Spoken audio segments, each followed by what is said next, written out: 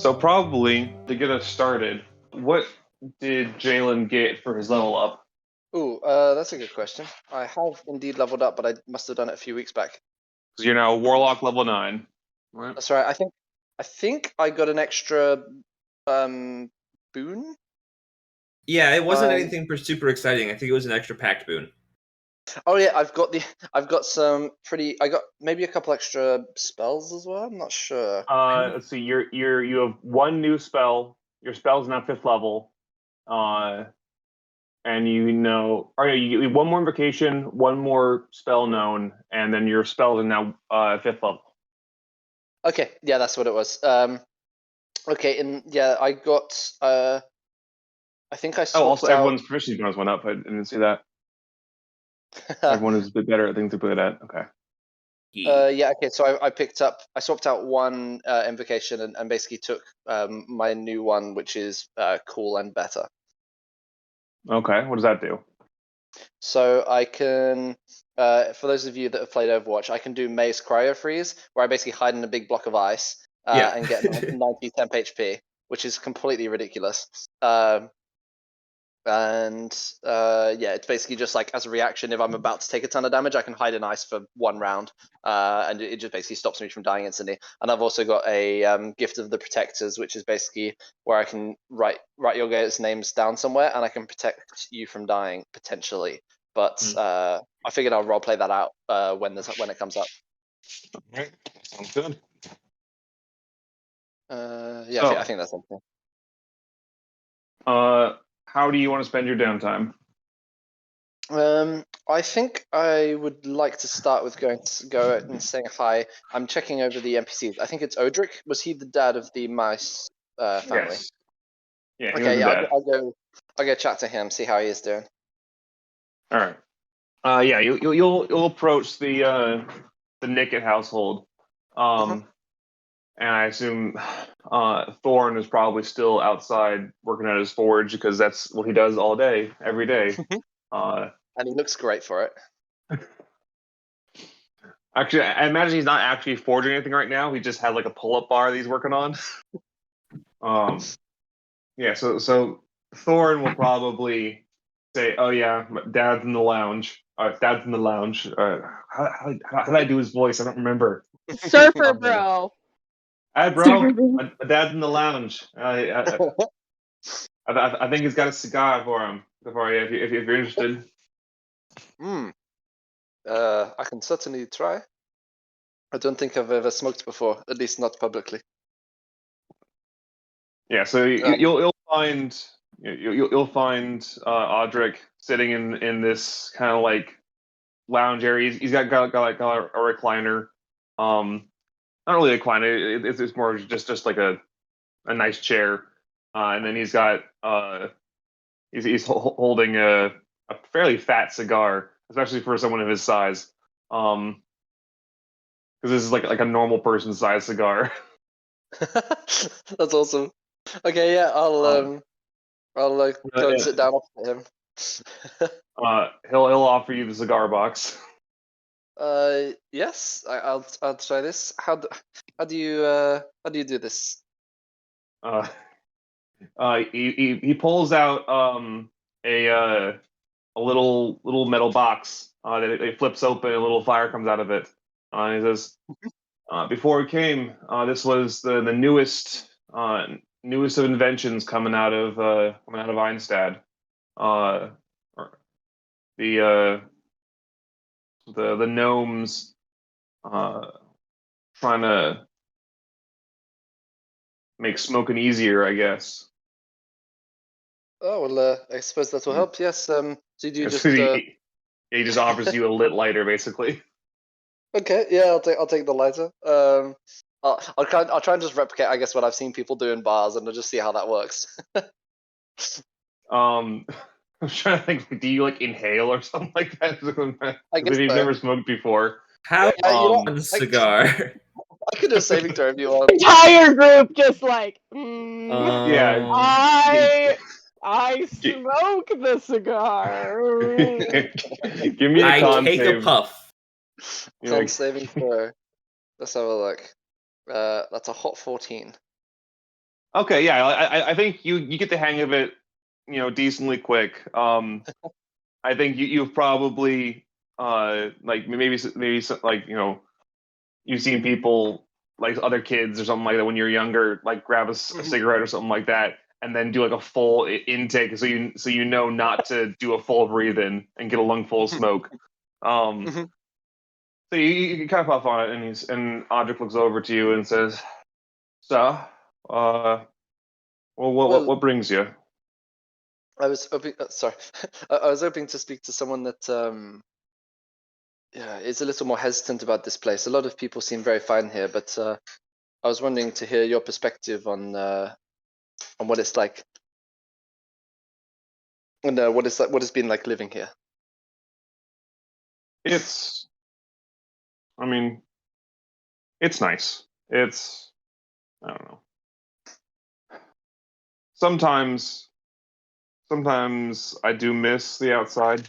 I mean, I Sure. trained for years, uh, being the best tradesman and merchant I could be, and it Hmm. fed us. But it kind of does feel like my skills aren't very useful here. Sure, sure. It is what it is, I must confess, I feel similar. you know. Um, yeah, well, a lot of my skills that I've developed are for avoiding conflict and getting out of bad situations. But there's nothing really to escape here right now. So I feel it. Yeah, that's definitely fair. Do you think do you think there is something sinister behind the scenes here? Honestly, just between us. You know, when I first arrived, I thought so. I mean, maybe I'm just jaded and I shouldn't, look a gift horse in the mouth, but this place always seemed too good. Hmm. But I had to realize that this was a place that was safe for my family, and I couldn't fight against it if it would if the if it was only a small chance that this was actually sinister. That requires that there's a higher chance that it's not. Okay, no, I follow. My family's safe here, and Sure, I'm not. I can't complain. sure. No, it makes sense. I just yeah, like I say, I've got so used to running that it's very strange to be in a place where there is no more running required. I feel like I don't know what to do with myself now, especially if all my needs are met to some degree. If food is on the table, that was another big concern of mine was just eating, but here that is not a concern. So I guess I don't know where I fit in this world. What? Where are you running from me for? If you don't mind me asking. I mean, like, there. I. Mm. It was maybe presumptuous of me, but I don't know. You look like a strong, young, you know, regular sized person. It seems like, you'd have a lot of advantages, and I don't know. I guess there's street folk of all sizes, but I don't know. He looks at your clothes and kind of like some of your jewelry, and he's like, I don't know. You don't really seem the type. If that's I apologize if that's presumptuous or No, offensive to you. it's quite all right. Many and people have said much worse things about me, but I think a lot of it was running from the consequences of my own poor choices. You know, I kept getting into a cycle of taking things which weren't mine, and that became a sort of way of life. And yeah, I never stayed in one place for long.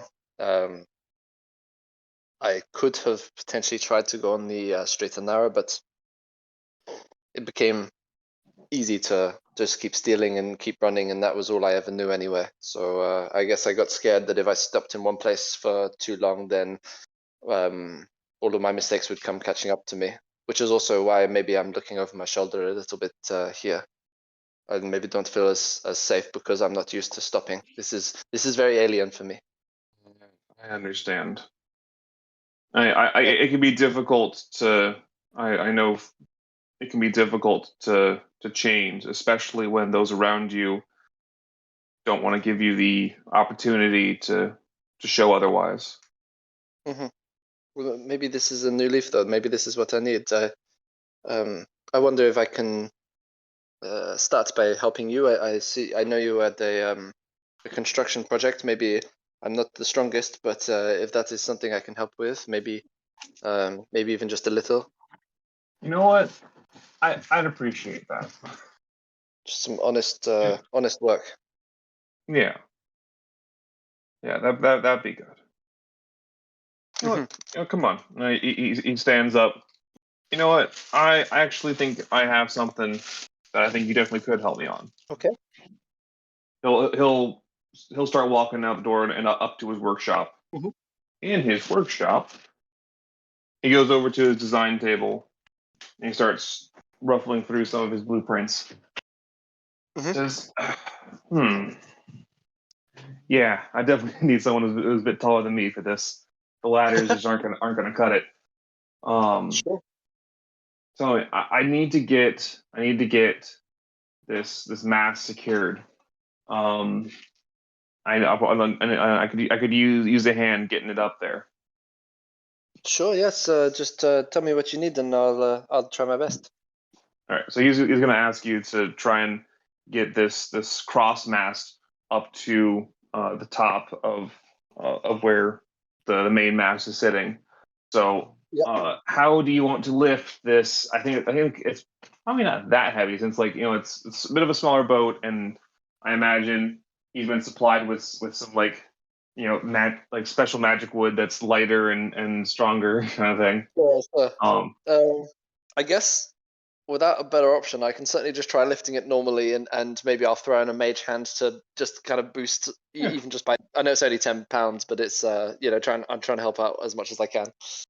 Yeah, I think I think you're definitely strong enough to hold it. But I think the issue is going to be climbing the mast in order to get up to where it needs to be attached because it needs to be attached about like 20 feet off the ground. Oh, okay. I don't think we've had a long rest since we've been here, right? I do want to say I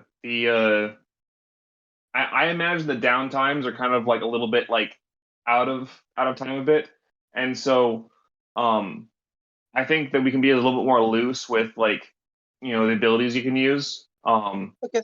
I kind of imagine that the set number of uses for a lot of things are designed for like being in the heat of a moment in combat. So Gotcha. I feel confident that if you wanted to use an ability you ran out of in combat, you probably could in your leisure kind of thing. Okay. So am I to lift this thing all the way up there though? That he explains, yeah, that's kind of what I need, and then we can fasten it up there, and then once it's up there, I can do the work more easily. All right. Just give me 1 second. I'll grab hold of the beam and then close my eyes, and a light wind whips up in this room, and then Jalen begins to fly upwards carrying the beam. I'm using fly. My timer went off. All right. That's it. Basically, yeah. Jalen is flying this thing up there. Nice. Yeah. So I think then you're going to be able to get it up there with relative ease. Then, yeah, and that's going to be job done basically. Nice. Out of curiosity, what's the guy's reaction to flight? I don't know how uncommon this is for him. I think he's definitely been around enough and seen enough magic to know that flight is a thing that people can do sometimes. But Sure. I think he might be a little surprised that he probably didn't expect it from you, given Sure. that not in a bad way, but more of just like, oh, this is interesting. I didn't recognize that he was a mage. Sorry. Yeah, I'll try and lower that into place and try and I guess make whatever connections required. I can use Mage Hand as well. If that will help me out there. Yeah, so I think you lower it into place, and he climbs up the mast and is doing the nodding in order to get it secured. Nice. Okay. And I guess once that's done, I'll follow up to Odric with just if you do need anything else at all, even that doesn't require height, but just anything I can help with, just please let me know. I'll Will do. Will do. all right. It was good speaking to you. Thank you. Because we can do it too. I'll see you at the party. Sounds good. I guess I'll fly out of the house and then realize I don't need to do that anymore, and I'll just start walking again. Yeah, but if you Uh, can fly, like, why wouldn't you? Let's be honest. Exactly. I think I don't know exactly how we designed this, but I think let's see. Can you hear Methania while you're not in the amulet? I don't. I think that's maybe up to DM discretion in terms of I'll say patron mechanics. Okay. So I think I think you hear you hear a light tapping on your amulet. Okay. Sure. She like I'll, knocks, like ding ding ding. yeah, it's like we know Morse code. Yeah. All right. Yeah. Hearing that or sensing that, I'll drop in the amulet. Just like the amulet will just clutter to the ground for a second. All right. Yeah. So you pop in there, and Methania is there, and she's like, I think it was a good idea that we came here. I think that this place is definitely in need of help, and I appreciate you going out of your way without my direction to help. Thank you. Yes, still trying to do the right thing. I feel like I almost don't have a choice in this place. In such a small environment, I definitely do not want to get onto the wrong side of anyone here.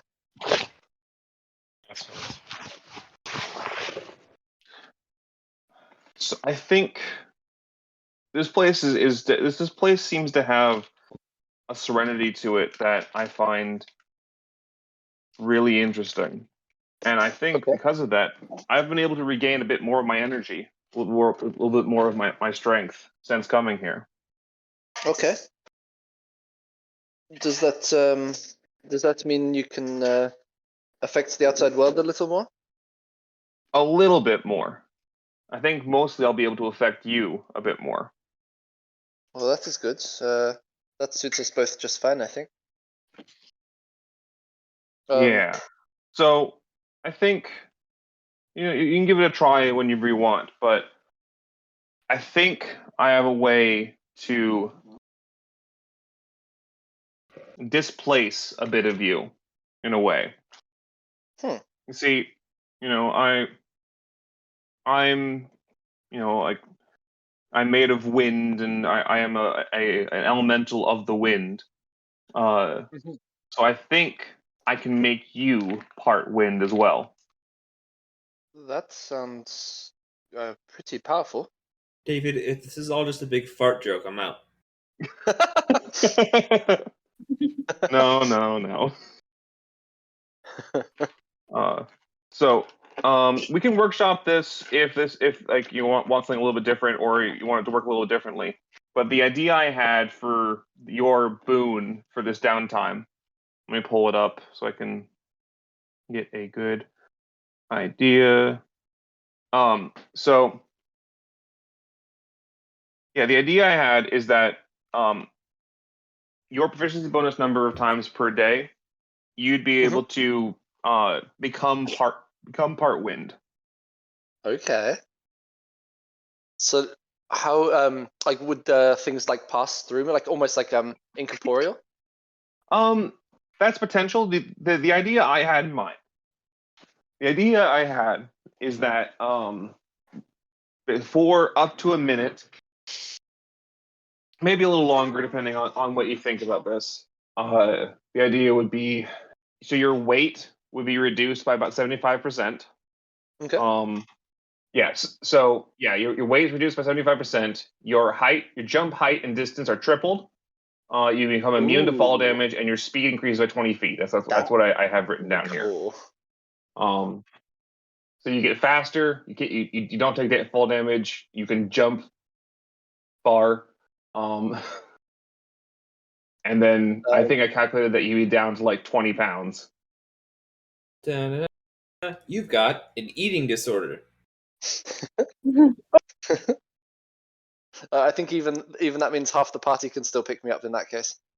Yeah, I was So- I was genuinely considering dropping you to 10 pounds, so that you could pick yourself up with your own mage hand.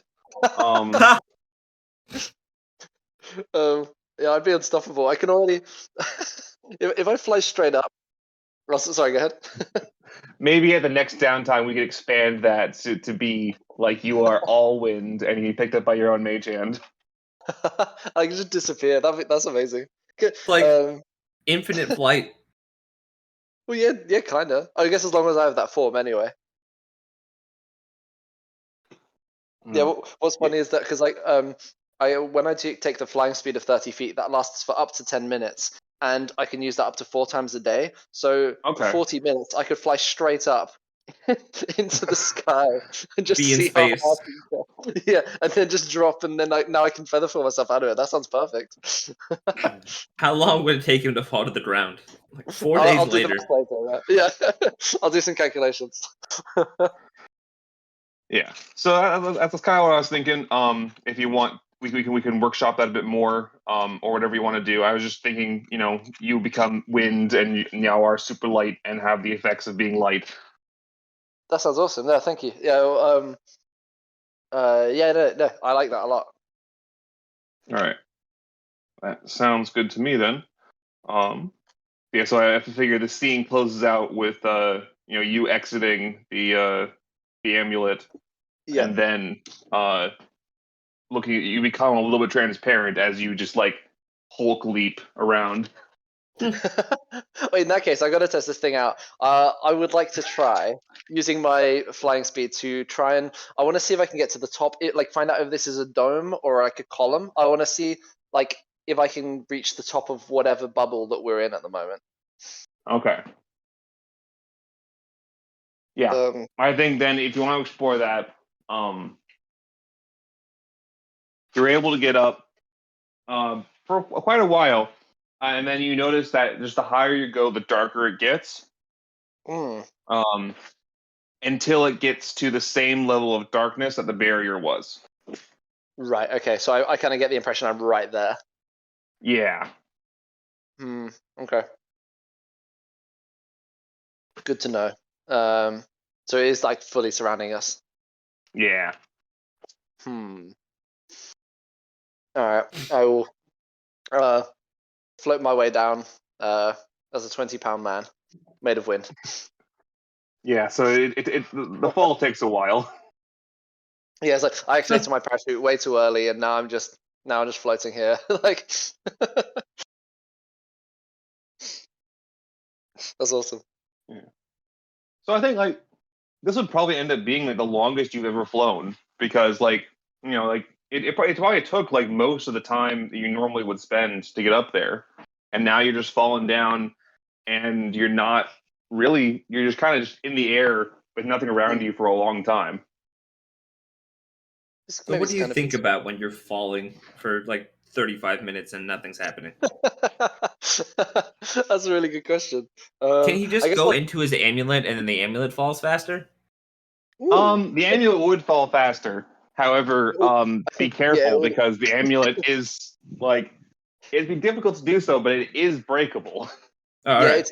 It's got hit points and an AC. So hitting the ground at full speed, it would probably just shatter, and I'd just explode onto the ground next to it. I don't know. I don't know how the physics of that would work. Yeah. There'd be a bunch of smaller Jalens, fragments of Jalen. Oh no. This is getting out of hand. All right, yeah, no, I think probably Jalen will just be floating down, taking in the village and kind of seeing it from above for the first time. I guess really having a think about what he's doing here and what the patron wants from him. Good stuff. I think that's where we're going to end it for the session.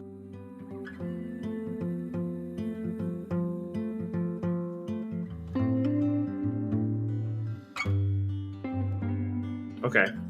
And so I was thinking for the downtime, it would I remember be you saying that. you're saying something about going to the lake or something like that. Yeah, that little like lake to just kind of see like what's beyond it, because it looks like it leads into the woods. But if you can't leave, like how can there be water that leads into the woods? Hmm. And also just because it's a place where people, you'll know if they're around you listening to you. Fair. So is there a boat already out there, or I'm wondering now? I didn't actually think about that. I don't believe so. I think that I mean like the only boats you know of in town are the one Audrey's working on, and uh the little paper boat one. But like there aren't any other boats. But you do see that the beach like stretches around to where the the forest starts. Oh, you know what I'll do? I still have at least one spell slot left, so I'll just go ahead Okay. and cast Gaseous Form. That works. I will say one of the things I was thinking is that during downtime scenes, um, like we can be a little more loose with like spell slots and stuff like that. Okay. So like, because like I figure like these are supposed to be like very like heavily like narrative things. So, if like we need to like fudge that you have an extra spell slot or have an extra use of an ability, we can do that. Okay. Just for future reference there. Awesome. All Yeah. right. Cast Gaseous Form and just kind of like fade away and then float over the lake. All right. Yeah. So like as you're fading and floating over the lake, you come to a similar barrier that you saw when you first entered like the little like intermediate ground. It's like maybe like 10, 15 feet into the tree line. You encounter this barrier that's like the same style of like just stopping momentum that touches it. Solid wall. But there is like water beyond it that's connected to this water, Um, or does the water stop right at the barrier? the water stretches beyond the barrier, but it's not like flowing through the barrier. There's no like directional flow at all. Okay. And so like, so as It can opposed to kinda, going all the way out into the woods, I get kind of like to the edge of the water, and beyond it is the woods, and there's a barrier between me and the woods. yeah. Okay. Okay. So interesting. I guess I'll just kind of like float along the edge and see what's going on around it. Dear listeners, at this time I regret to inform you that we're going to have to skip forward in the recording.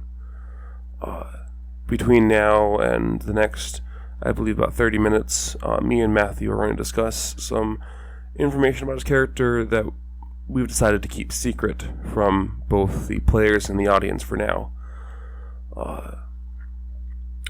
When in the future this information reveals itself through natural play, I will return and fill in this gap here with the actual audio that we recorded.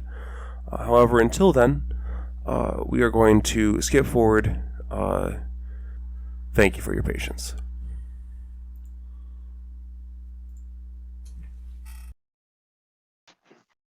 I will say about this point, I think as you're kind of like circling back, you may be like getting back to the beach at this point. Mm-hmm. I think you'll see walking down the beach towards the water. Actually, probably like just on the beach next to the water. You'll see Rotox, the yellow Yanti. Mhm. You see him like take off his two scimitars and like removes his belt and his little bottom half cloak Mhm. till he's down to, you can see he's just basically in like his little trunks. And one of the things you'll see is that his top half is the yellow and orange like snake man. His bottom half, from about his rib cage down, you can see is this like grayish brown muscly skin with like glowing red like tattoos down the sides of his legs.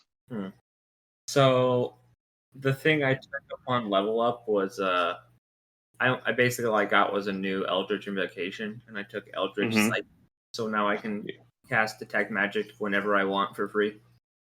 Okay. So I'm gonna do that now All right. and see what these glowing red tattoos are telling me. They would give off. I think they give off some variety of abjuration. I don't think you're anything more specific than that. Yeah, the spell it gives me. I will say, from the snake top half, you get a very faint transmutation Right. effect. Not originally a snake man.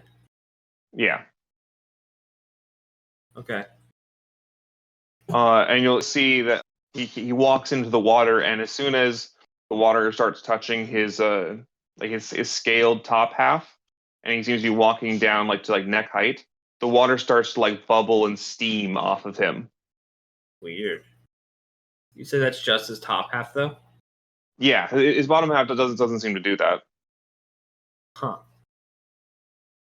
And is he doing anything specific in the water, or just kind of chilling in it? He's like lifting water over his head, and he seems to it looks almost ritualistic in the way he's doing it, like he's done this a million times in the same way. Mhm.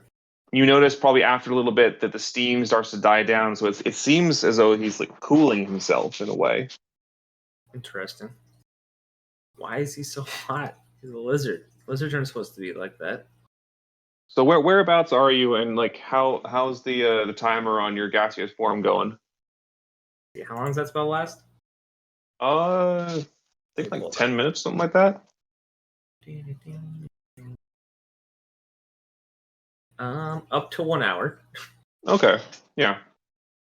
Where am I? I mean, so while we were kind of moving around, did I see anything interesting, like along the water's edge or kind of towards the forest or anything? Not especially. Did anything interesting kind of seem like under the water, maybe? I mean, like you still notice that you can see it's crystal clear, but like after a while, it's just not enough light gets down there. You still can see that after about like 30, 40 feet out from like where the water meets the sand, it kind of drops off almost like an oceanic shelf kind of thing. Okay, but hear me out. I have dark vision. The depth of the water extends past the edge of your dark vision. Oh, that's really deep. That's Yeah. really deep. Okay. That's spooky. Maybe I should have taken that water breathing one instead. Thwart you and your mysteries. So, what probably would have happened is I would have started by like floating over the water towards the center and then seen like nothing and then kind of circled back along the left side hand Okay. and then making the way back towards the front. So, if he excuse me, if he's kind of in the middle center-ish area of like the rim, I would probably be coming along the shore from the left. Okay. I guess like the main thing is like, do you want to interact with Rotox at all? Nah, I'll just watch. Okay. Yeah, you see after he like fully stops steaming and bubbling, like you see like the like he's like fully cooled down. Um, he emerges from the water and starts to put his clothes back on.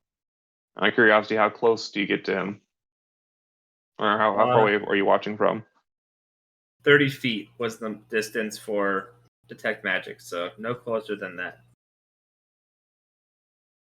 I'm curious. It doesn't really specify. Oh, that's more of a misty cloud. So you just like, what exactly does one look like when they cast the spell? Typically, I mean, like I assume that you're decently. Like I don't think you're invisible, but like you're like a little misty cloud. yeah. So like Rotox will probably notice the cloud and maybe Mhm. look at you. Just gonna float up in a way. All right. He tracks you until you're like definitely going away. Yeah, just kind of make it look like it was some smoke or something that's rising up into the sky. Okay. Stealth mist. Is there anything else you want to do with your downtime? Man. I figure you've got like I think you've probably got like another like 30 minutes to an hour before the party. I'm trying to think. I don't. What would he want to do? I don't know what he'd want to do. I feel like he wouldn't. He'd want to go like snooping while everyone's busy at their houses, so it's not a good time to do that. You know. And he couldn't figure anything else unique about how it works. Was there fish in the water? Would there be? I don't think there would be. No, I don't think so. So in that case, it probably. I think he's just gonna go and like find a quiet spot somewhere and just meditate on all the things he's learned. Okay. He's got a lot to think about.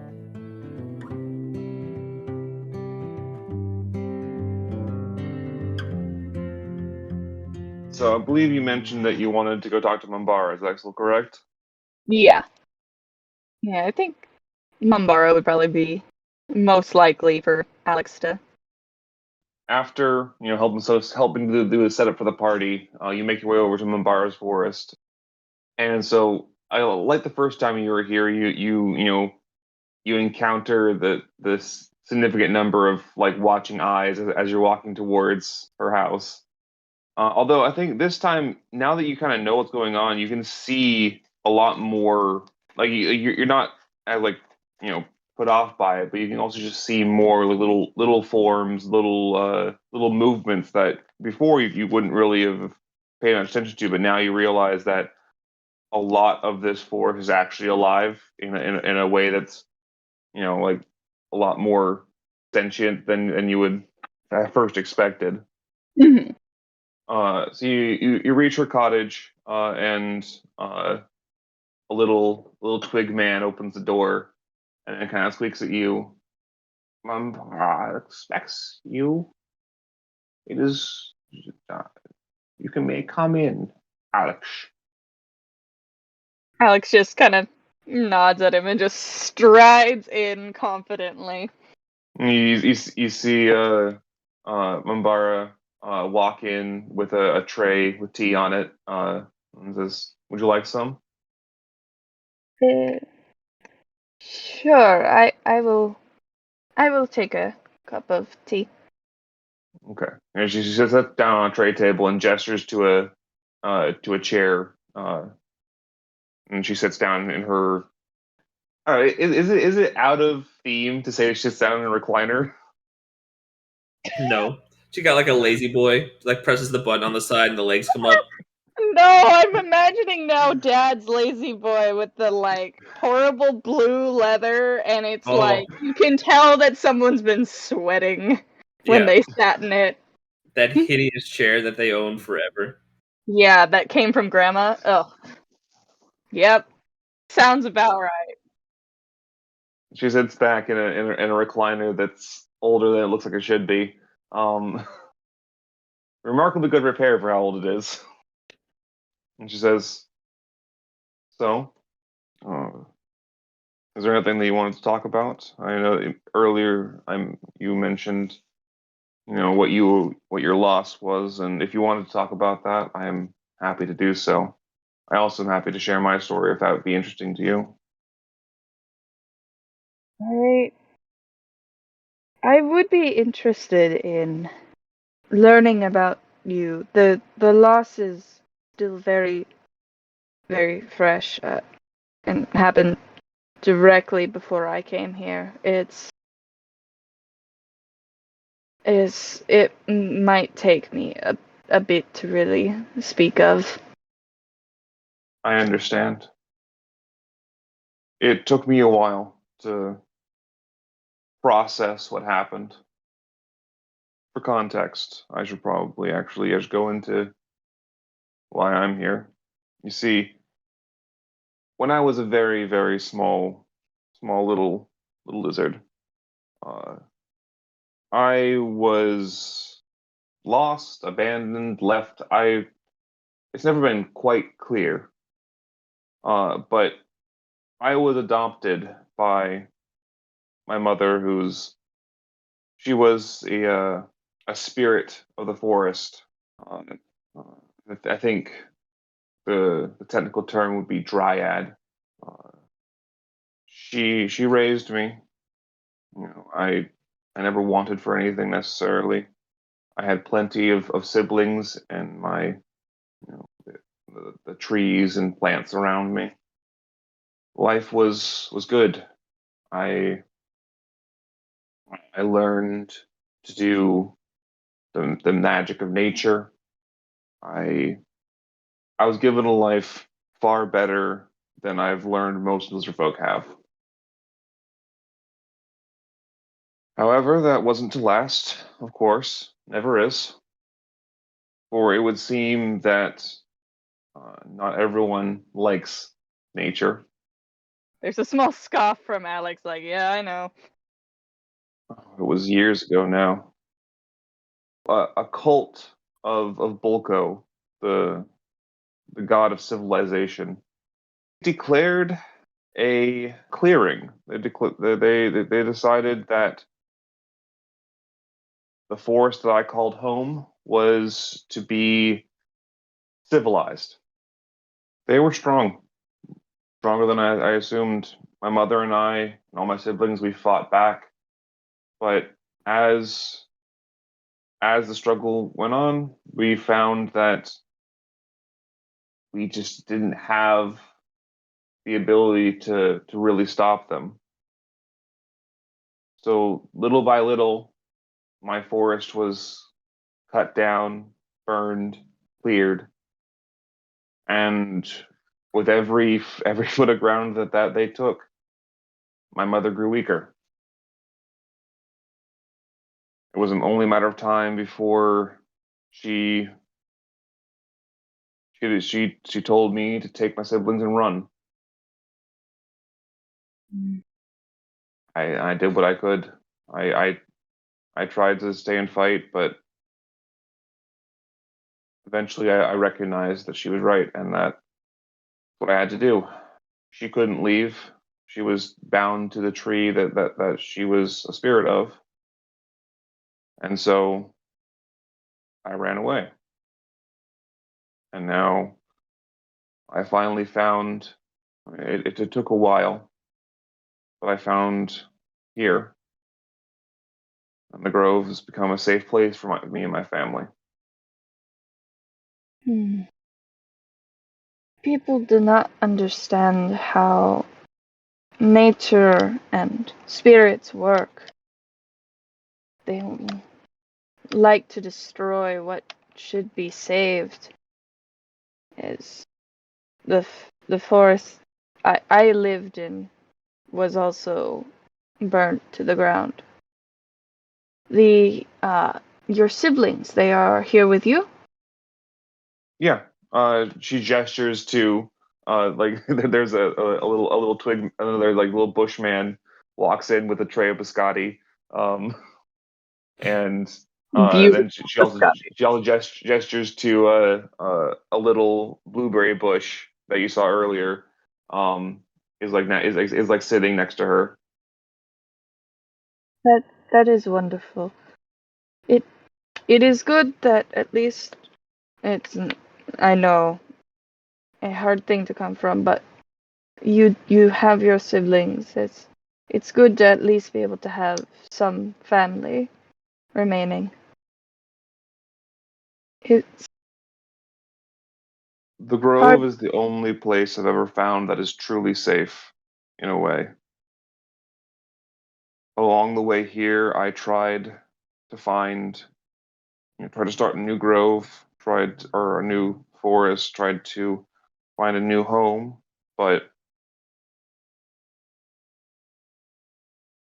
I knew that it'd only be a matter of time before another cult of Bolko would declare that progress cannot be stopped.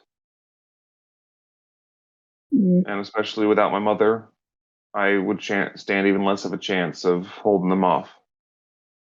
This grove, I The others are still uncertain, but I see how wonderful this place is. I wish I had found it sometime sooner, but I guess I didn't need it at that point. Whether it's progress or meaningless war, Tira attacked where I was living. I don't know if you would have much knowledge of this, but for us kobold, we've never really been much involved with this world. We tend to live up more into the mountainous regions, just amongst ourselves and the worship of Belhair. Paladin, I think that's the word that most use. A paladin of Belhair is only chosen when she chooses them. She makes her presence known. She cares for them. And when that happens, once you become of age, you leave the nest and you go to spread the word that there are not many of us. I took that as a great honor for me. I loved being able to go and help. I left with my mate. We were happy. We settled in a small town, Glorymore. There wasn't much. It had a harsh winter.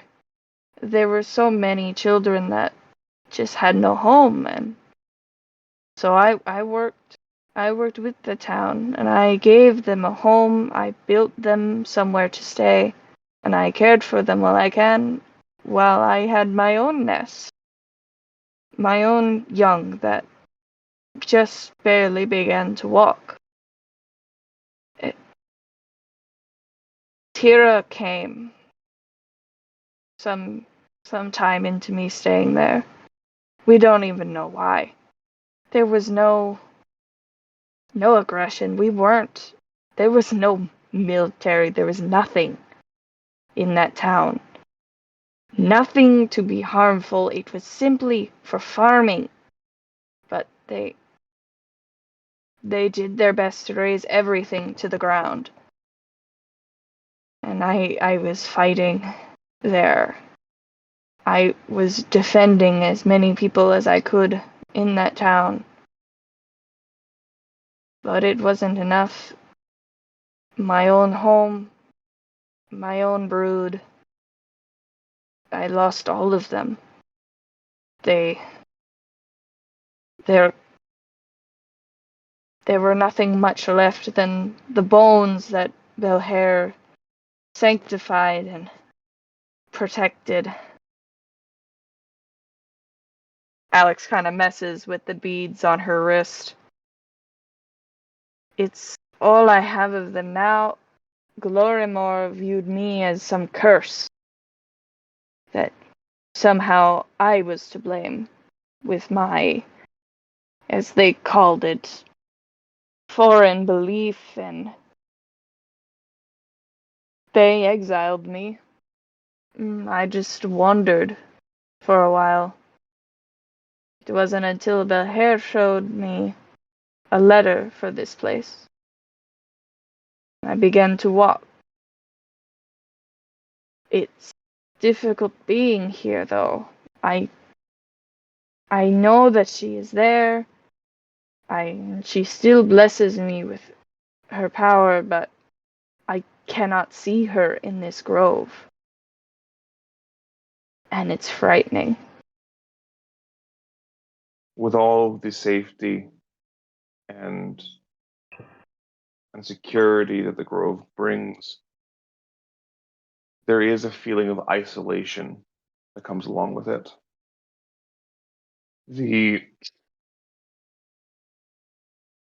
is good that there are more people here to ease that isolation, but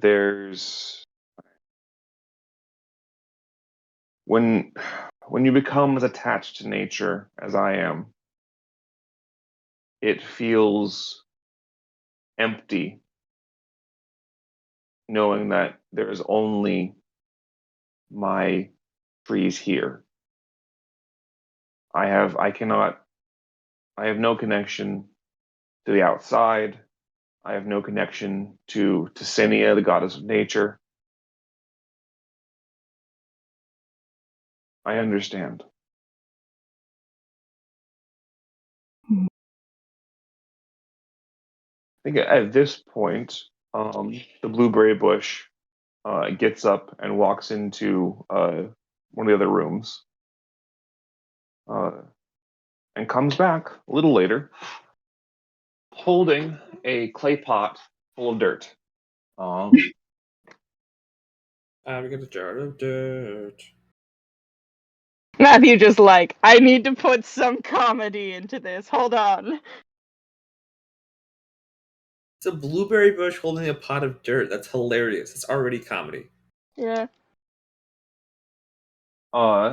And the little blueberry bush comes up and is holding the pot up to you. You can see on the sides that there is runic inscriptions and like very colorful patterns covering the outside of the pot. What is this? She'll gently pick it up, examine it. This is, I believe, it will help with the healing. This, I don't want to be misunderstood. I have no intention of creating replacement. This is to help heal. This is to help cope. And I think after holding the pot for a little bit, you can see a tiny little green sprout pops out of the ground, pops out of the dirt in there. Alix will kind of just hold it close and kind of nod at Mambara. I hope you realize, David, how much I wanted to respond with a jar of dirt. Will the jar of dirt help?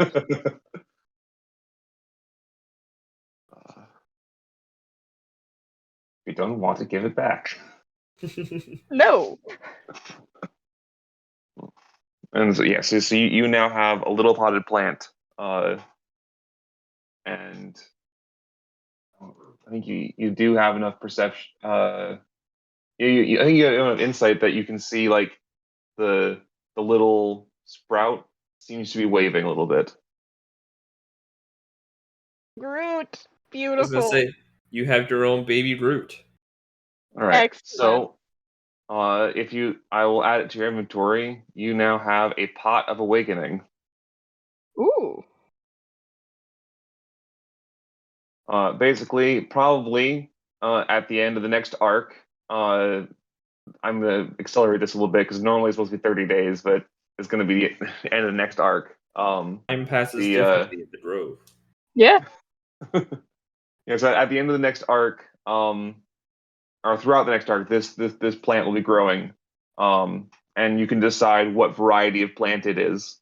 And when it is done growing, the pot will break, and then you'll have a little awakened plant companion. Oh, I love it.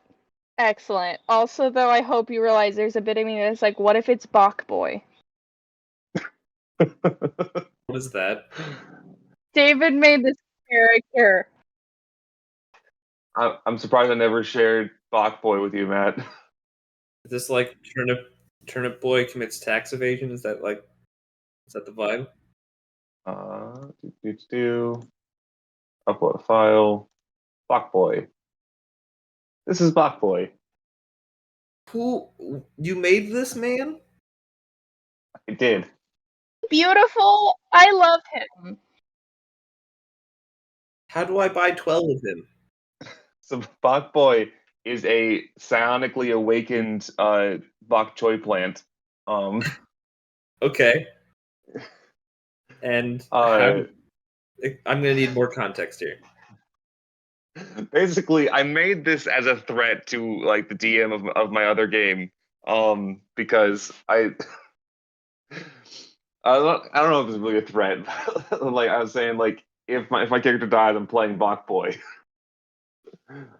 Um, so the idea with Bok Boy is that he was um got caught in the like his pot awakening got caught in the crossfire of some like very high power psionic like testing or fights, Uh-huh. and he's kind of just absorbed that, and so I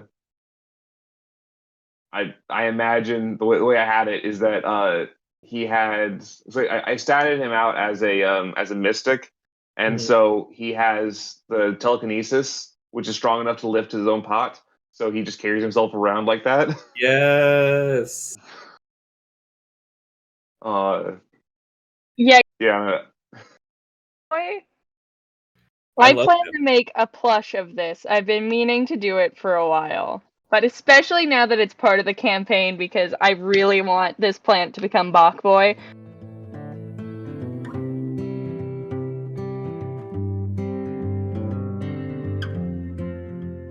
So, Amanda, you want to spend your downtime with Gigi? Yeah, let's go for it. All right. All right. So, where do you think this scene is going to take place? Is this going to be like at the farm, or is this going to be like he came like to the Maribel's place to help out or something like that? How do you see this scene starting?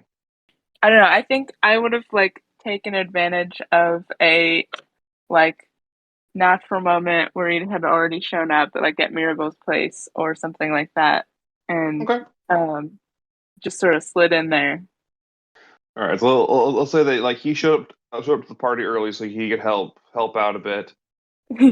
Probably towards like the end of you guys has some decorations like he's helping out and stuff, moving stuff around, and you approach him. Okay. Yeah. I guess I would. Um.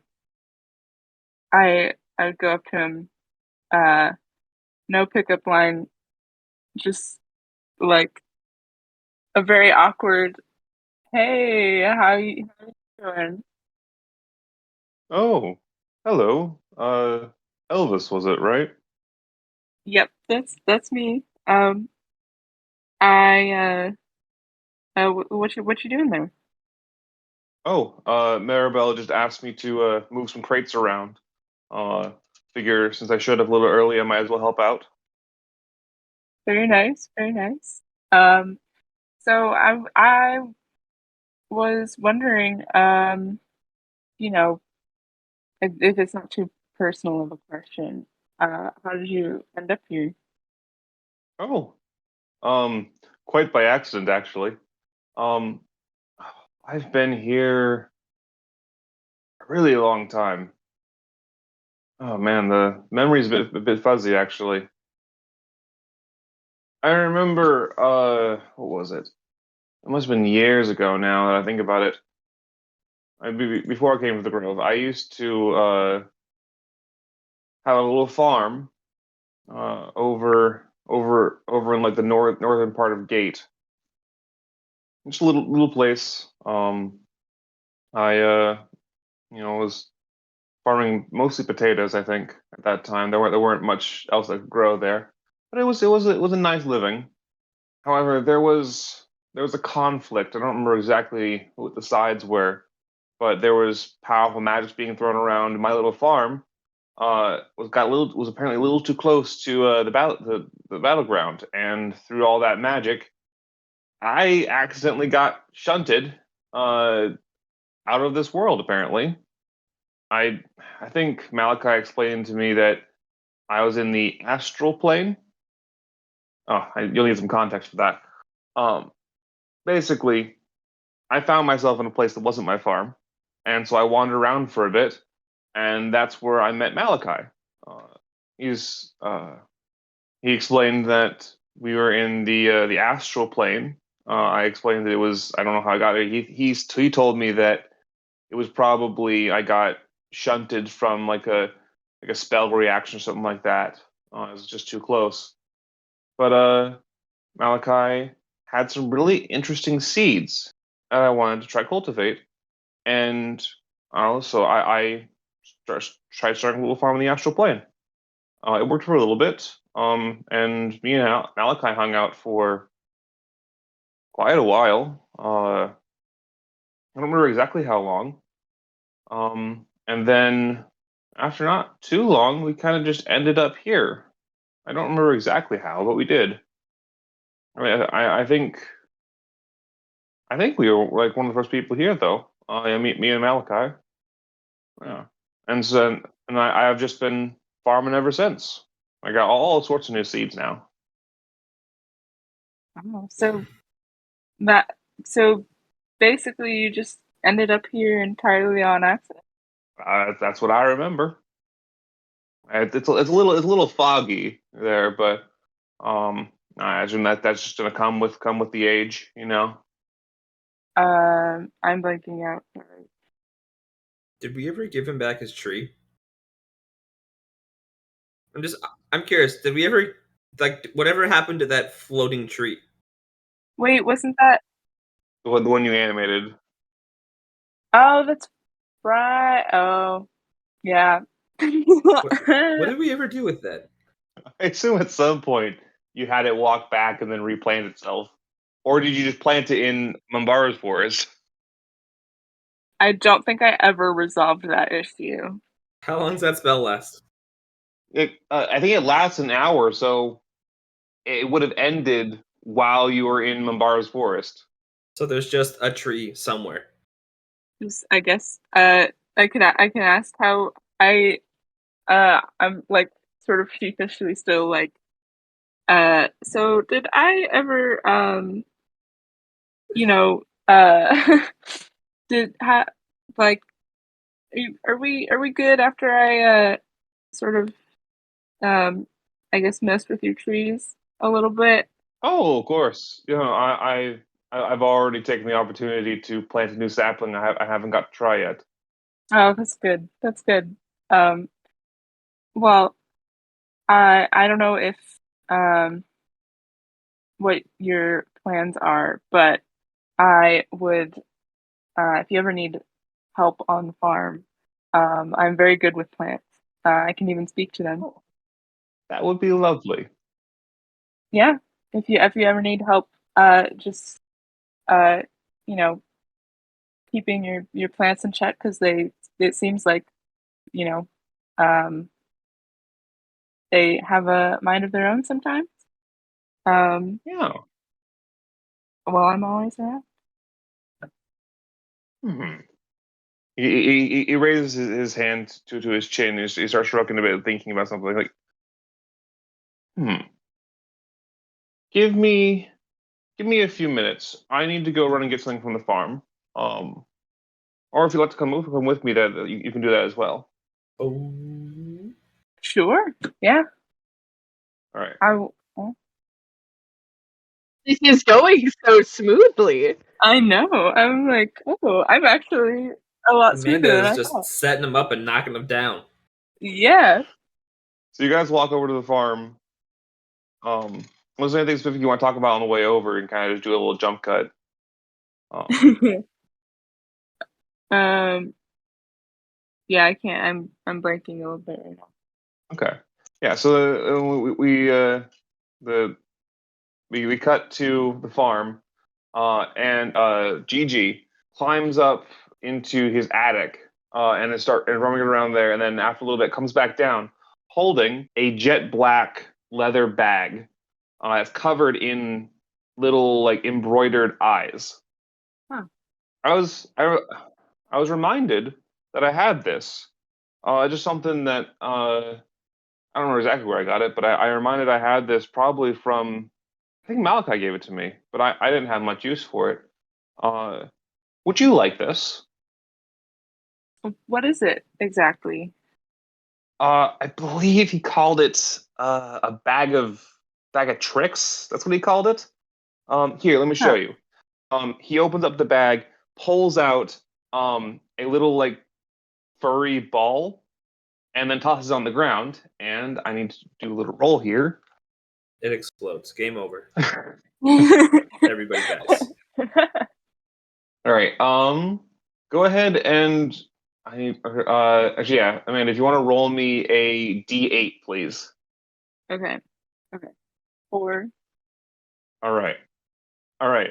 So he tosses this little furry ball onto the ground, and the ball transforms into a goat. Love that. Okay. I just fell in love with this man even more. Um, he then pulls out 2 more balls and tosses them onto the ground. Roll me 2 more D8s. Okay. Another 4 and And a 3. All right.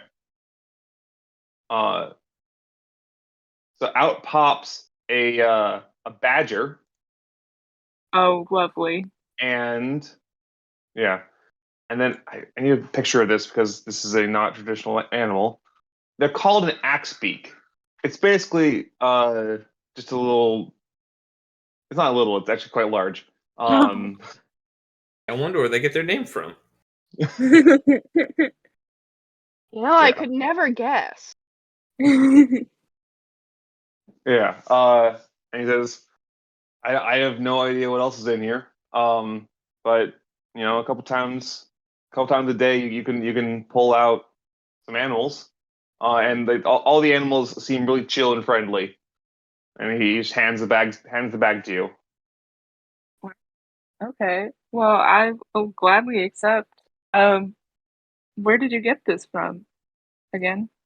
I think Malachi gave it to me. Anyway, this was a long time ago, but I never been much for ranching, so I never really needed the animals. Well, this might come in handy for sure. I mean, I can't say no to a goat.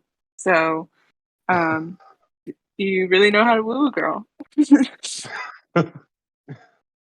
looks a little confused and blushes a little bit because I don't think he has any intention of that.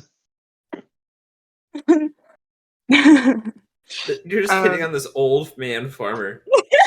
He's like, He's I'm doing good. his best. You know what? Sometimes you just you gotta be forward. You gotta go for it. He like can't even remember how he got here. Really, it's been so long. Like his memory is fuzzy, and you're like taking advantage of it. Give me your Sad. goats. Give me Give all me your goats. A reasonable demand. The way I'm imagining that this bag is going to work. So the traditional bag of tricks, the default one is you pick one of 3 colors, and then that bag can roll a set of things you can pull out. However, I have a better way to do this. So I have compiled a list of all of the animals available in D&D, and every time that you roll on this chart, I'm going to replace whatever you rolled with a new monster, so you can only pull out you'll pull out a new one each time. Whoa. Ooh. Okay. Yes. So what happens to? Are they just out forever? So they last until the next dawn, and then you can pull out 3 more. So Okay. you pull out 3 each day, and it resets at each dawn. Okay. Where do they go? Do they just magically disappear? Kinda, yeah. I mean, they're magically conjured, so they'll be just magically kind of just fade away and disappear. All right. Oh, so I can't name them and have them as a pet and If just you just have a collection. name every animal every day the same thing, and just pretend it's the same pet. Oh, true. He's just in a different form. He's in a new form today. It's fine. Yeah, like what is it? Yeah. Geralt of Rivia. He names every horse he gets Roach, so that way if a horse dies, it's still just Roach. I like that. I like that. One yeah, of the maybe things is I'll I currently have on the list all of the stuff up to CR3. So, and I think as you pull out more things, the things you pull out will get progressively bigger and stronger because there'll be fewer smaller things to pull out. Okay. Well, I was gonna say is that just looking at the list here, unless you pull out enough things that I have to pull in more stuff, probably towards the end of this campaign, you could potentially pull out an Ankylosaurus. Hell yeah. Oh, Yeah. love that. Absolutely. Yes. That's within CR3? That's CR3, Huh. and I'm just gonna- CR2 is a Quetzalcoatlus. Wait, This is yeah. like the Quetzalcoatl from Final Fantasy, or like the really big flying dinosaur? Really big flying dinosaur. Very cool. I love this. I think this is tempting me to just like pull them all out as quickly as possible, and just so I can get straight to the dinosaurs. You can only pull 3 each day. Every day, just like 3 more. Okay. I'll make sure to hit my maximum, even if it's completely irrelevant in battle. I'm just gonna. Elvis pull just out. pulling their daily gotchas. Like, Yeah. I've got to get that dinosaur. I have to. I have to do something real quick. It's like Misty throwing out her Psyduck, but it's like a different Pokemon every time. It's like, what? You weren't supposed to come out? Yeah, this is like a Pokemon ball, but like just a really unpredictable. I like it. I'm very this one wins my heart over. And now you have a goat for the rest of the day. Yes. So whenever you pull these animals out, they are charmed by you and they will follow your commands. They are eternally loyal until they disappear. Oh, And whenever you pull one out, I'll send you the stats for it so you can use it however you need. can I? How big is the goat? The goat Can I? is a I believe a goat is is it a small creature? I think it's a small creature. Okay, I was gonna try to write it. You can ride the axe beak. It's designed to be ridden. Right. I will ride the ass beak. The axe. Whoa, Amanda. What? The ass beak. That ass beak. Okay, real quick, before I move on though, I mean, what are the 3 names that you're going to use for every animal that comes out of this bag? Okay. Ass Okay, beak well- is one of them. No. Ass man, no. I feel like Bartholomew's always my go-to. Okay. But we got Bartholomew. We've got Richard, Okay. and we've got Bingus. Bingus is the other one. Dingus. Quality. Yes. And who's who for today? This is Bingus today. Okay. Yeah. The axe beak is Bingus. Yes. Okay, so then we'll say the goat's Bartholomew, and then the badger is Richard. Yes. All right. Absolutely. Yep. This sounds good to me. Yeah. So I'm writing the axe beak because I'm trying to impress him, and I probably end up falling off. I was gonna say, do you have proficiency in land vehicles? Land vehicles. Be an animal handling. I mean, if you want to do animal handling, that works, and I give you advantage because it is charmed by you and will follow your commands. That's true. Okay, hold on. Command you to teach me how to ride you. Okay, I got a 4. Animal handling. Dude, Oh. killing it. Yeah. Did you roll twice? You had a You have advantage. Twice. Wait. Okay. 7. 407. Yeah. All right. Yeah, you're not having the greatest of successes. That's fine. Elvis is like, wait a minute, this isn't a plant. I don't know how to handle this, and then just panics and falls off. Yeah. Yeah. I'm more used to handling plants rather than creatures, but I'm sure that over time I will become very good at this. How how impressed on a scale of 1 to 10 is Farmer GG right now? All right. Well, let's do a roll here. All right. Well, what would be the impressed stat? Just roll a d10. Yeah, let's do the D10. See how he's feeling about this. It's a 2. So not Okay. impressed. Reasonably so, I would say. I think that at this point he's kind of pitying you a bit and tries to help you like right yourself. Uh-huh. And so like I imagine that you're probably spending the rest of the downtime practicing riding this axe beak that you'll never be able to that will exist for this moment only. I will impress him someday, and it will probably not be on this axe beak, but How big is an axe beak? Because they're inside the house, right? Axe beaks that's are right. large creatures. So Did I just like destroy a bunch of? well, no, because this house is designed for Gigi, who is himself a large creature. Right. Oh, Oh, that's okay. true. So we're good. Gigi Wait, is so very tall. Is the axe beak then like big enough for him to ride it without looking? No, Large? he could not ride the axe beak because you need to be one size larger than your mount, or your mount needs to be one size larger than you. So he would need a huge creature in order to ride. Oh, Hilarious. What's a huge creature? Like what classifies? Like an elephant? Let's see. Huge creatures are things like here because it takes up a 15 by 15 square. Whoa. So things like the Ankylosaurus or the giant elks.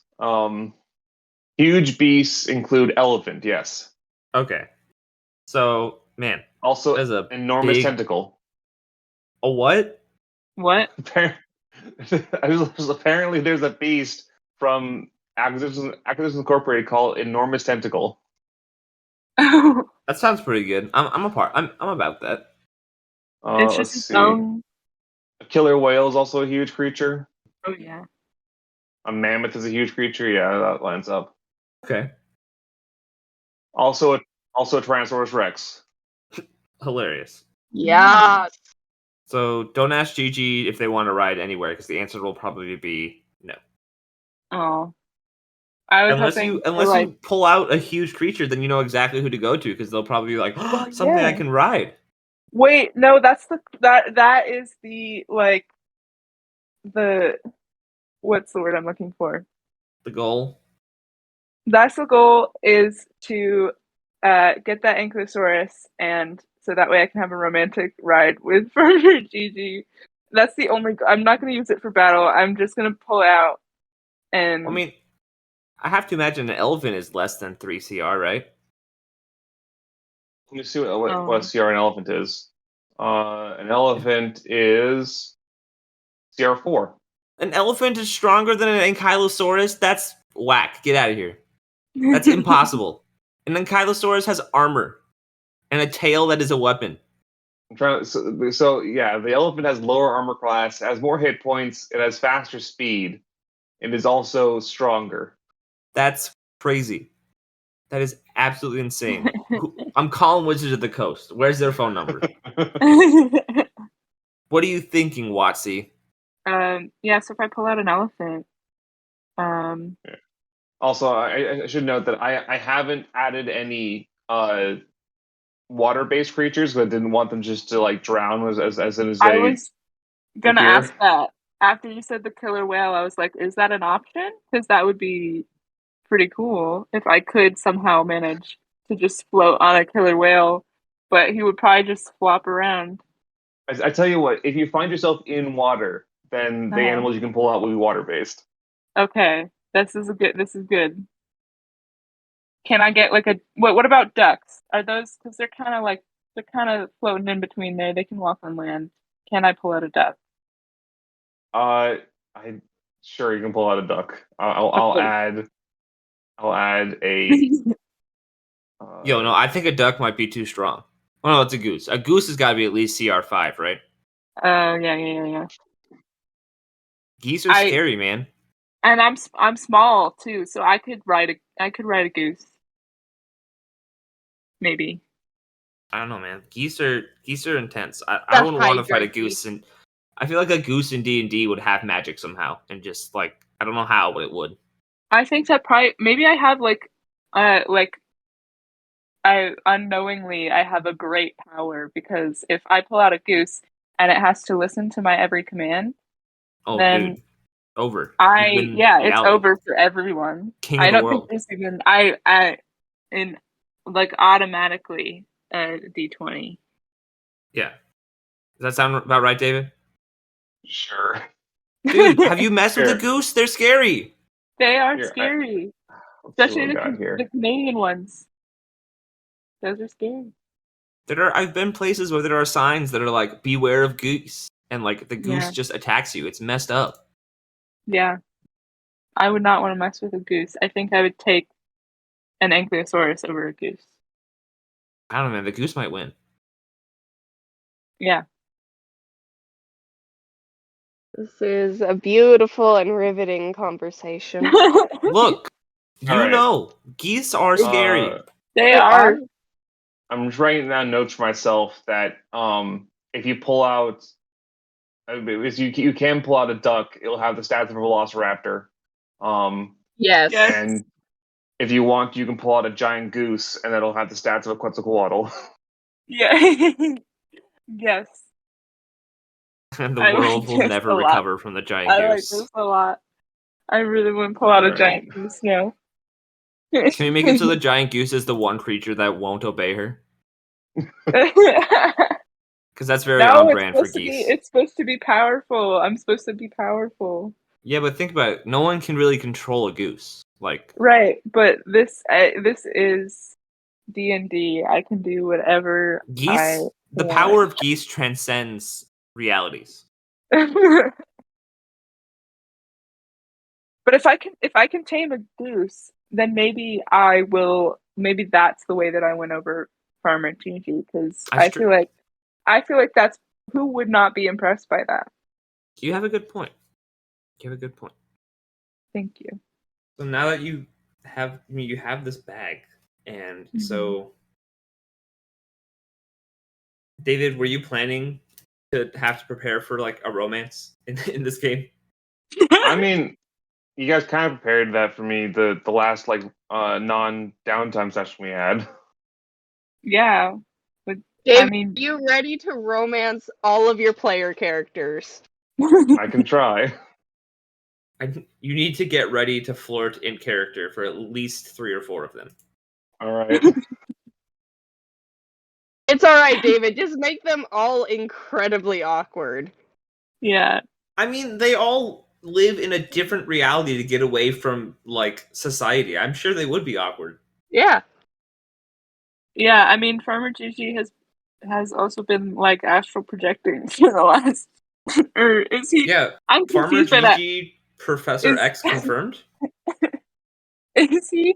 Wait, so did Farmer Gigi just like he Basically, so there was a conflict, like a battle happening like right outside his farm, and like some magics went wild, and like some like spell reactions happened, and then he just got shunted into the astral plane. nice. So but does that mean like what was Malachi doing there? He was just chilling? He Is didn't it really every say. He just said he met Malachi there, and Malachi explained like where he was. Very Huh. suspicious. Also Yeah. very suspicious that Gigi just happens to forget so much. Yeah, maybe he wiped his memory. Do-do-do-do. Yeah, this is his Twilight Zone. I'm pretty sure this is an episode of the Twilight Zone. Yeah, that's true. Actually, Dorian. you know what? Actually, I Twilight would Zone. love like a campaign taking place as like a Twilight Zone I'm sure that's a thing. whole episode. Yeah. Yeah. We should do a one shot like that. That'd be good. David just making notes and sighing to himself. Yeah, no. David just like, I am forever DM. I enjoy DMing. Like I enjoy playing, but DMing is perfectly great. What if this is like that? It's like a Twilight Zone episode where like that girl is like she's dead, but she thinks like she doesn't know it yet, so she's just sort of like driving aimlessly. Is that sort of like this Farmer G situation? Look, Mm. stop asking for spoilers. Sorry, yeah. I'm sorry to spoil that about like 60 years No, later. not about that. Stop asking for spoilers about the story we're currently Oh, in. asking for okay. Yeah, you're right. I'm just See, trying to get to meanwhile- know, this guy that I obviously for. I think it's nice when you can get to know somebody and really, dig down deep. Him and not God. What? You should ask him, not God. You're like, hey God, True. tell me what happened with this person I'm interested in dating. That's true. But also, That's true. Wait, you guys I- don't do that? Not that mean- directly usually. not a direct one-on-one conversation, but I usually don't ask God for the personal details of a person I may or may not be romantically interested in. Tell me give me the whole like character sheet of this person that I'm trying to. Love So it. I realize that there's one more thing that we still have to do with this downtime. We have Level to up? talk about Alex's level up. Yeah, not Alex's, Elvis's. Oh, I had to say, what about mine? You forgot to do it. You're fired. Ah! So Elvis is level 9 now, which means two things for bards. One, your Song of Rest increases to a D8, so you get a little bit more healing on short rests.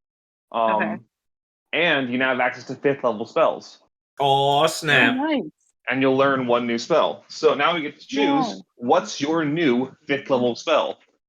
Wow. Do you want me to read you some Okay. options? Yes, please. All right. So, a good one that I probably would recommend is called Animate Objects. Don't tell her about that. Basically, you can everything. pick a selection of objects. You can pick 8 tiny objects, 4 small, 2 medium, 1 large. Is that correct? I don't remember. I mean, it sounded mathematically correct. But you can do 1 huge. So 1 huge, 2 large, 4 medium, 8 small, 16 tiny. hold up, is there more to this Is it a level like does it have table tests at higher levels? I don't know. Either way, but basically, you can pick up a bunch of stuff, make them animated, and do things for you. Okay. One of the classic things to do is to animate 8 gold coins, and then just have them just constantly smack themselves into people. Why is that a classic thing to do? Because it is the most efficient way to use it. Because 8 attacks of +8 to hit and 1d4 plus 4 damage is the most efficient way to use the spell. Yo, why are gold coins so strong? So that's good. Other good 5th level spells are you could learn Awaken if you wanted to. That's the thing that Mambara does. Okay. Allows you to turn a plant or an animal, and then allows you to give them sentience permanently. Would you like the Permanently? powers of a god? I love that. Yeah, you can make plants and animals permanently sentient and aware of their own existence. Nice. Alright. Can I Wait, command them in so- any way? If So she they- uses her bag of tricks to summon an animal and then gives that animal sentience, will the next animal summoned also have sentience? Okay, so Or will the one that has sentience then stay? Yeah, That- that's what I Oh. was thinking. I think that's going to be the question that I want to ask you, is that if this is something that you wanted to try, would you prefer that you can keep an animal out because you've given it a soul, or Yeah. would you rather have, like, the reason why they all have the same name is because there is like 3 souls in the bag and they just have different forms that last for 1 day, and you can awaken one or more of those souls. Yeah, I think maybe the 3 souls, because I get very easily attached to animals, and I would rather I'd rather this be a long-term relationship. Okay. That's so funny. It's just like these 3 people who got trapped in there, and now they get resummoned as animals for the rest of existence. Yeah. You're welcome, guys. That's going. I will say, if you do choose Awaken, you'll have to find a gemstone worth quite a bit of money in order to use it. Because Awaken costs a lot of money to use. Okay. Because I think the game developers are like, yeah, we probably shouldn't have people going around playing God for free. True. I guess it's fair. First time David's ever mentioned spellcasting materials. He's serious about it. He doesn't want that many characters to deal with. Dave's just like, I already made too many NPCs for this game. Another good one that's always fun is called Dominate Person, which allows you to basically take full control of another person, like full mind control. Wow. Okay. That lasts for up to a minute. Pretty good stuff. You could do something. Dream is a spell that allows you to just jump into somebody's dream, and then you can do whatever you want. And then if you want to, you can give them a nightmare, which gives them psychic damage. Oh, nice. Huh. Okay. There's Geas, which allows you to make a magical contract that hurts them if they break it. Interesting. There's Greater Restoration, which can fix a Geas, and a lot of other things. It basically just is a basically it's going to be your cure all, fixes like a bunch of different status effects. Good stuff. You can do Hold Monster, which allows you to take any creature, regardless of what they are, and just paralyze them for a bit. Okay. Let's see. Mass Cure Wounds. What it says it does a lot of healing. Modify Memory allows you to just tinker with someone's brain. Specifically, it allows you to erase or implant memories into somebody. Interesting. Planar Binding allows you to take a creature that's not from material plane and just subjugate them to your will. Generally, it's used for things like elementals because you can just bind them to yourself and then it lasts for however long the spell is, and then they have to do whatever you say. You do a Raise Dead, and then you can just have yourself some undead servants if you want to. Okay. You got Rare Telepathic Bond, which allows you to set up a telepathic bond between you and up to 8 creatures, and then you can just talk telepathically for free for that entire duration. I think it lasts like 1 hour, so yeah, it lasts quite a while. We got Scrying, which allows you to look places where you're not supposed to be. Got Seeming, which allows you to blend into crowds, basically. You do Skill Empowerment, which makes people better at it makes people better at certain skills. If you want a good damaging spell, you can do Synaptic Static, which just really just messes up people's brains. And then the last spell, which probably won't be useful, is called Teleportation Circle, which allows you to do what it says in the tin, just make a circle, make a portal, walk through it, and then it closes. I don't think that would work here, though. Yeah. Probably not the way you would want it to work.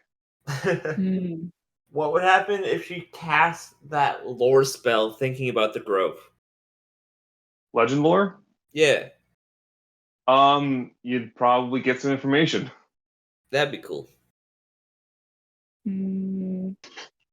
Wait, so what was the animal one again? Awaken. Awaken. Okay. And I can I can do that with like any creature. Any plant or animal that has intelligence of 3 or less. Okay. Could she do it to Alix's mount? Could she?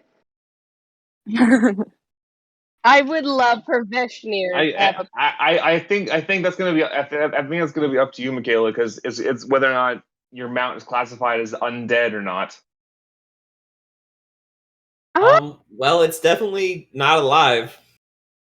Because if it's classified as a beast, then we can do it. But if it's I think- classified as undead, What if it's an I think undead it was beast? technically it's classified in here as large beast. yeah, then we can do that. Excellent. Because I think Because initially we were saying it was celestial. is this the find steed spell that you got it from? Yeah. Let me take a look at find steed, just double check. Find steed.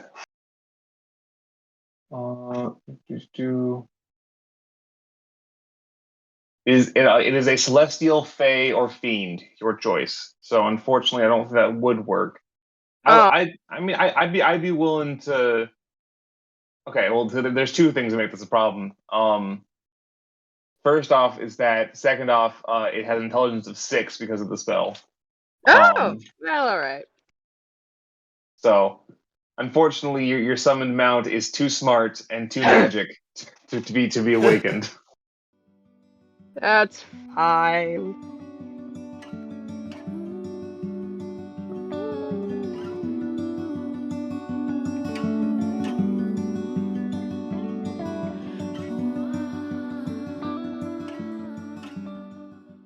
Music for this episode was Voice of Nature and Forest Lullaby by Les FM and was distributed by Pixabay.com.